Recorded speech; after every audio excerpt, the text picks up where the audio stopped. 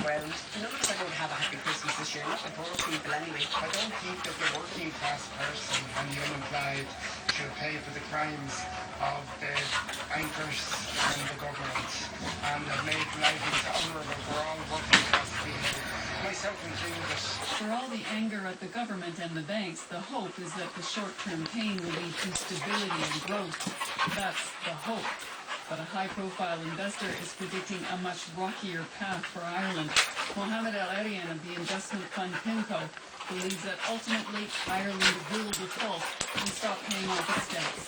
Whether it's sooner or later, you will have to have a much broader burden-sharing mechanism than we do today. It is unreasonable to expect the Irish taxpayer and the Irish people in general to bear all the cost of the banks basically being taken over by the government. The problems of the banking system have contaminated the public ownership. El-Arian says that others, the EU, the IMF, and private investors will all end up taking a hit. Not a welcome prospect, especially since other nations, Portugal and Spain, may be next in line for help. For the World, I'm Laura Lynch in London. Anger at the banks goes beyond Ireland. The French also blame the bank for some of their financial troubles. And French soccer legend and self-styled philosopher Eric Cantona thinks his countrymen should do something about it. He's encouraging a run on the banks.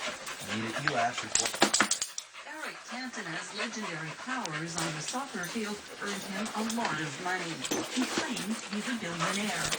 He's also legendary for making cryptic pronouncements like, if seagulls follow the trawler, it's because they expect sardines to be thrown into the sea. He campaigned to fund proper housing for the poor. Now he's taking on big banking. He said banks around the world are responsible for creating misery.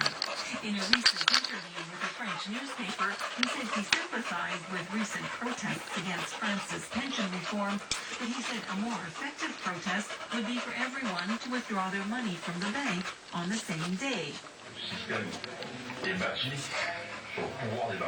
The entire system is built on the bank.